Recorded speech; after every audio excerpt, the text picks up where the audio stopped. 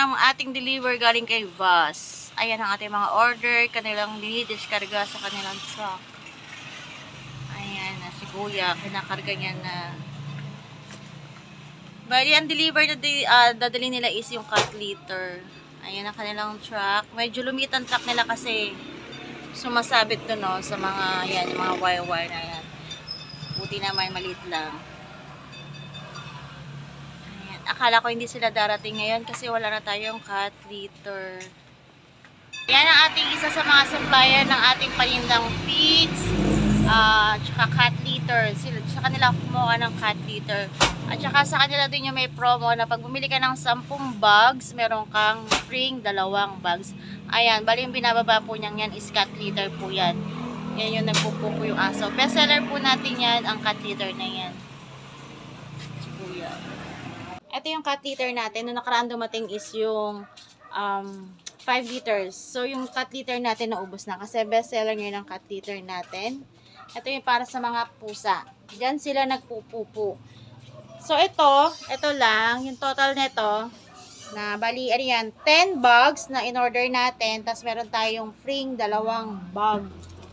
So, ang total ng ating purchase ay, ayan, 6,480. So, ayan, makikita nyo siya, meron siyang free 2 bag na lavender. So, additional, ano yun, capital natin pag naubos yan. Ayan ang isa sa mga kagandahan pag meron kang ahente or supplier sa inyong tindahan, lalo na sa mga feeds. Ayan, ako, kumbaga direct supplier na ako. Direct supplier ko na si Vaz. So, nakakakuha tayo ng free. Yun yung kagandahan pag meron tayong supplier. So, ito dumating tong deliver ngayong September 23. So, babayaran natin to mga items na to sa ano pa, ayan, October 22. O, diba? Yan yung ating consignment na items. So, bali 12 bags lahat yan. Diba? Ang ariti kasi. Ang cat litter. Tapos, meron pa tayong ibang items dun sa kabila. At ito pa yung iba nating mga in-order. Kasabay siya ng deliver. Ayun. Kasabay siya ng deliver ni cat litter. Ayan. Meron tayong, ito si pigeon flyer. Pangkalapati yan, pagkain ng kalapati. Tapos ito naman, pigeon, breeder yan, pangkalapati din po yan. Tapos ito naman po si canary mix, pang ibon po. Tapos dito naman, ayun, si fighter mix yan, pagkain po yan ng manok.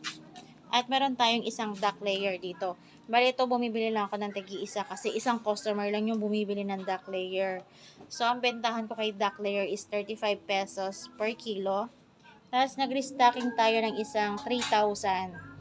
Kahit na meron pa tayong tatlo doon kasi si 3,000 talaga is ang fast moving items ng Vaz. Kasi yan, pwede yan pagkain ng manok tsaka ng rabbit. Bali, ayan po yung mga pinamili natin. Ito po, total na to, yung items na to. Kasi 2 resibo po yung ginawa nila para ma-avail natin yung free. Is total po ng 10,940. Bali, ang suma total ng ating credit ngayon is bali, ayan, 10,940 plus 6,480. Yan po ang babayaran natin next month, October 22. Para po sa mga nagtatanong kung magkano or paano po ako magpresyo sa aking mga panindang feeds, nag-a-add po ako ng 10% to 20%. At minsan po, pina-follow ko ang SRP ng aking supplier. Para sa ngayon, yung items na bago sa aking tindahan is magpa-fast moving. Kaya po sa makakapanood ng video kong ito na nagpaplanong magnegosyo ng sari-sari store with poultry supply, magkakaroon na po kayong idea sa video kong ito kung magkano po ang pwede nyong idagdag na presyo sa inyong mga panindang feeds, cat food at dog food.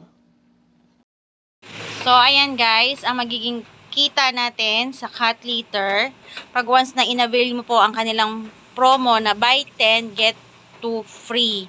So, ang magiging kita mo sa puhunan na 6,480 ay 3,240.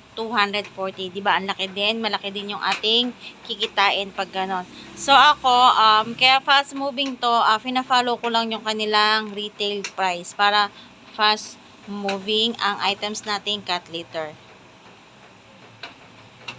At dito naman sa isang resibo natin yung pinurchase na worth 10,940. Ayan, ang mga flyer, pagkain niya ng kalapate, pagkain niya ng manok, at saka ng rabbit. Bali, ang pwede natin kita dito, kikita tayo ng 1,795. Medyo maliit kasi wala siyang free. So, nandun lang tayo sa mga regular price at saka regular purchase. So, wala silang pa-free. So, ang pwede natin kita kay 10,940 is 1,795. Ayan.